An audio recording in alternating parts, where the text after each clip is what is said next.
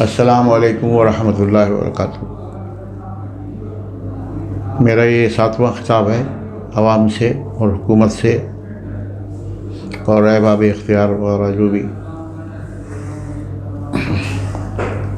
इब्तिदा में इस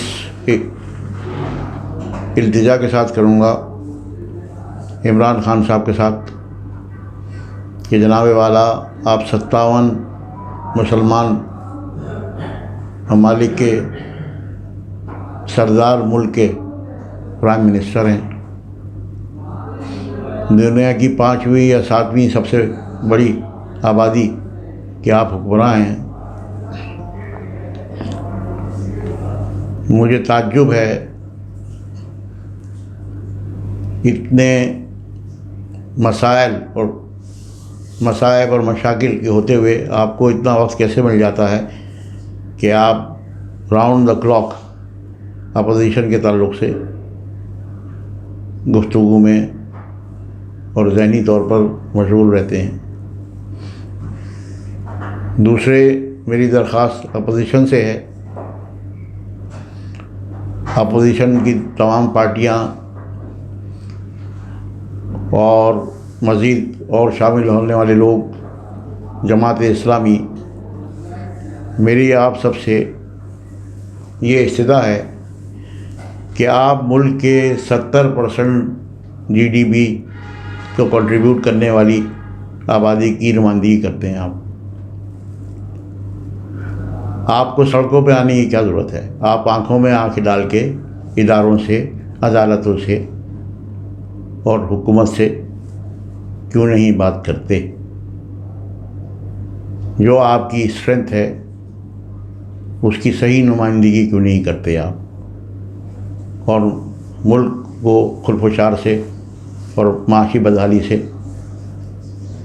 निकालने के बजाय और उसमें मज़ीद पेचीदगियाँ पैदा करने के असबाब क्यों मुहैया फरमा रहे हैं आप? अब इसके साथ मैं ये गुफ्तगू ख़त्म करता हूँ और अब मैं आता हूँ जो इकनॉमिक रिफॉर्म्स के ताल्लुक़ से मैंने बहुत से मशवरे दिए हैं पिछले 7 कैसेट्स में।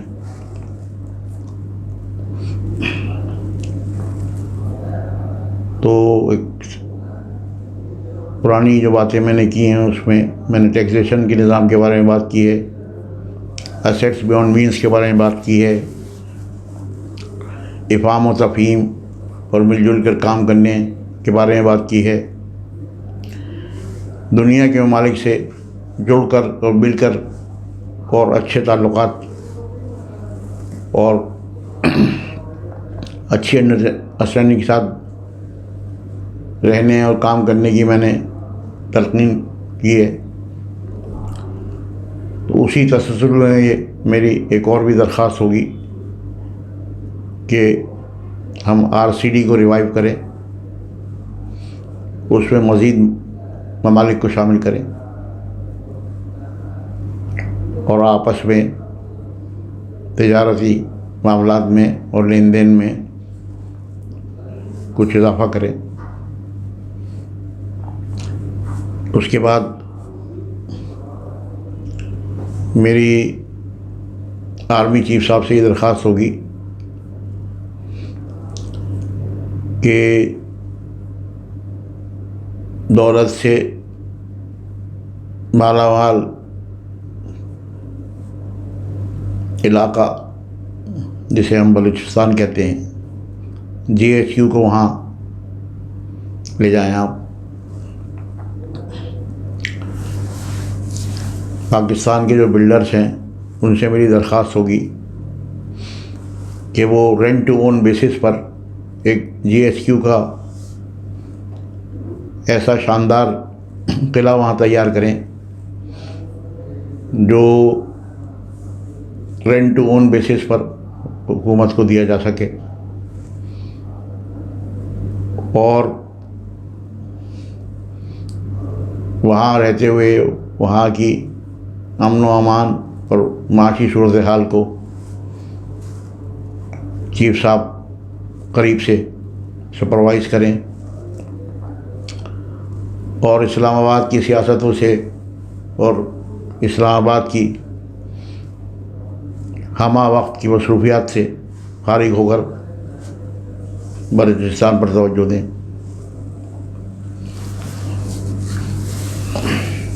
मैं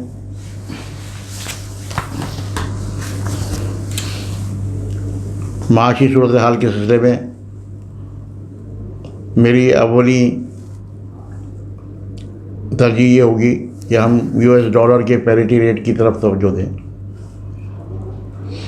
अब क्योंकि ये 10 मिनट का एक खिताब होता है, इसमें तफसील नहीं बताई जा सकती। मेरे पास इस तरह का एक बहुत प्रैक्टिकल और बहुत सॉलिड प्लान है जिसके तहत हम डॉलर को 90 रुपये की हद तक ला सकते हैं। ना ज़्यादा वक्त लगेगा, ना ज़्यादा मेहनत करनी पड़ेगी,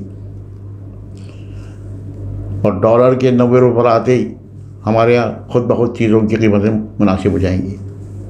और जैसे कि मैं पहले अर्ज़ कर चुका हूँ कि हिंदुस्तान के साथ हमारे ताल्लुकात बेहतर होने चाहिए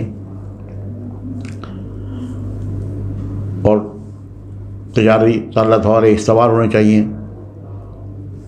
ऐसा करते ही दुनिया भर की चीज़ें जो हैं वो अपनी मुनासिब कीमतों पर आ जाएंगी,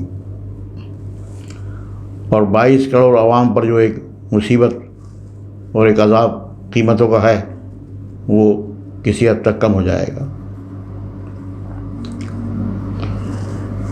हाउसिंग के ताल्लुक़ से मैंने कुछ अर्ज़ किया था कि ये एमनेस्टी स्कीम मेरी दी हुई है, और इसके बारे में मैं ज़ियाउल हक़ साहब की शूरा का जब मेंबर था उस वक्त से लेके फिर नवाज़ शरीफ, बेनज़ीर, आसिफ अली ज़रदारी, इमरान ख़ान, इन सब के कान में ये बात मैं डालता रहा हूँ कि ये एक ऐसी बुनियादी ज़रूरत है जो इसको पूरा करना है हमें, और इसको मुमकिन बनाना है। तो मेरी जो आजकल की ऑब्ज़र्वेशन वो ये है कि बातें ज़्यादा हो रही हैं, काम कम हो रहा है। मेरा इस सिलसिले में मशवरा ये होगा कि हमारे फाइनेंशियल इंस्टीट्यूशंस और बैंक जो हैं बिल्डर्स के साथ मिलकर इमारतें बनाएं, आबादियां बनाएं, नए शहर बनाएं, और उन्हें रेंट टू ओन बेसिस पर ज़रूरतमंद लोगों को दें। ज़रूरतमंद लोग में ज़्यादातर वो हैं जिनके पास कागज़ी कार्रवाई करने की ना तो अहलियत है और ना उनके पास कोई सपोर्टिंग डॉक्यूमेंट्स वाला है, और ना वो इन तरीक़ों को अपने लिए काबिल अमल पाते हैं। इसलिए इसको आसान से आसान किया जाए। जैसे मकान किराए पर दिया जाता है ऐसे मकान किराए पर दिया जाए, और किराया जो है वो मकान की कीमत के एवज़ जो है एडजस्ट होता रहे, और जब अक़सात पूरी हो जाएं तो मकान जो है जो शख्स उसमें रिहाइश पज़ीर है उसको ट्रांसफ़र कर दिया जाए। इसी तरीके से मैंने ये भी सजेस्ट किया है, जिसे मैं दोबारा दोहराऊँगा यहाँ, कि जिन मकानों में लोग रह रहे हैं उनको उन मकानों का मालिक बनाने की कोशिश की जाए। जो मालिकान हैं उन्हें मुनासिब कीमत दी जाए, मार्केट से कुछ बेहतर, ताकि वो इस पर आमादा हों और लोगों को एक इमीडिएट रिलीफ हासिल हो जाए।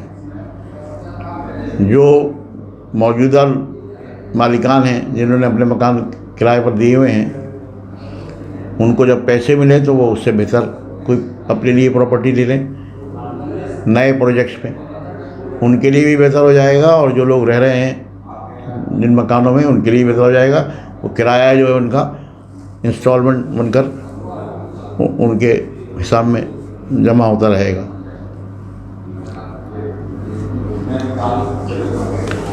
एक्सपोर्ट्स की तरफ तवज्जो दी जाए, क्योंकि दुनिया की चीपेस्ट लेबर हमारे पास है।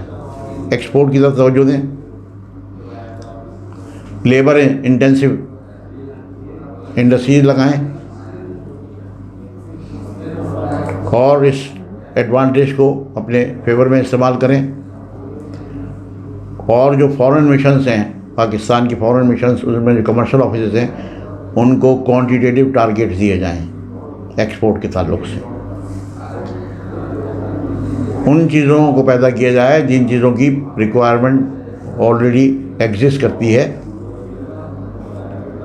और उनको कॉम्पिटिटिवली प्रोड्यूस किया जाए ताकि वो हमारी कीमतें इंपोर्ट करने वालों को एक्सेप्टेबल हों। मैं हर वक्त मौजूद हूँ तफसीली जवाब देने के लिए और ये बताने के लिए कि ये सब कैसे इम्प्लीमेंट किया जाएगा, मगर क्योंकि ये एक मुख्तसर सा खिताब होता है, इसमें मैं उन एरियाज़ की तरफ इशारा कर रहा हूँ जहाँ जहाँ हम ये काम कर सकते हैं। इसी तरीके से मेरी ये दरख्वास्त होगी कि number of banks, number of insurance companies, number of TV channels, इनको कम किया जाए, छोटे कारोबारों को बंद किया जाए, बड़े पैमाने पर कारोबार किए जाएं, छोटे लोगों को फ्रेंचाइज किया जाए और छोटे लोगों को एज इन्वेस्टर उसमें शामिल किया जाए ताकि कामों को प्रोफेशनली और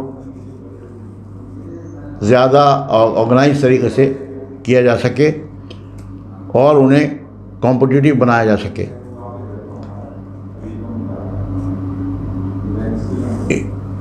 आम आदमी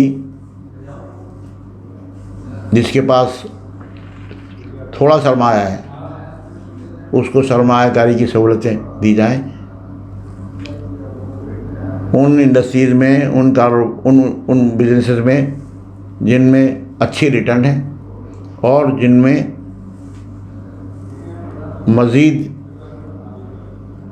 एक्सपेंशन की गुंजाइश है। इससे दो बातें होंगी, एक तो जब आम आदमी बड़े कारोबार में इन्वेस्ट करेगा तो उन कारोबार करने वालों के साथ उसकी खैरख्वाही और एक इंटरेक्शन बिल्ड होगा और वो इन्वेस्टर भी होगा और वो कस्टमर भी होगा और मकसद ये है कि एक इंटरेक्शन हो जाएगा between the have and have nots, between the rich and the poor. अब मैं बैंकिंग की तरफ आता हूँ। मौजूदा बैंकिंग का जो निज़ाम है हमारा, ये आधा तीतर आधा बटेर, इसमें बहुत कन्फ्यूजन है। बहुत से लोग कहते हैं कि ये शरिया कंप्लाइंट नहीं है, बहुत से लोग ये कहते हैं कि हलाल नहीं है, बहुत से लोग कहते हैं अल्लाह की नाराज़गी का अंसर है इसमें। इस तरह काम करने वाले जो है दिल लगा के काम नहीं कर सकते क्योंकि उन्हें ये नहीं पता कि जो वहाँ काम कर रहे हैं वो उसकी इजाज़त है या नहीं है और जो आमदनी वहाँ से वो हासिल कर रहे हैं वो हलाल है या नहीं है। इस सिलसिले में मैंने एक निज़ाम तरतीब दिया है जो टोटली शरिया कंप्लाइंट होगा और टोटली एक्सेप्टेबल होगा मौजूदा बैंकर्स को, इन्वेस्टर्स को, शेयर होल्डर्स को, अकाउंट होल्डर्स को, बोरोवर्स को, डिपॉजिटर्स को। It will be a win-win situation for everybody who is currently involved in this activity. शुक्रिया। आज के ताल्लुक़ से इतना ही, फिर इंशाल्लाह अगले हफ्ते मुलाकात होगी। अस्सलामु अलैकुम वरहमतुल्लाहि वबरकातुहू।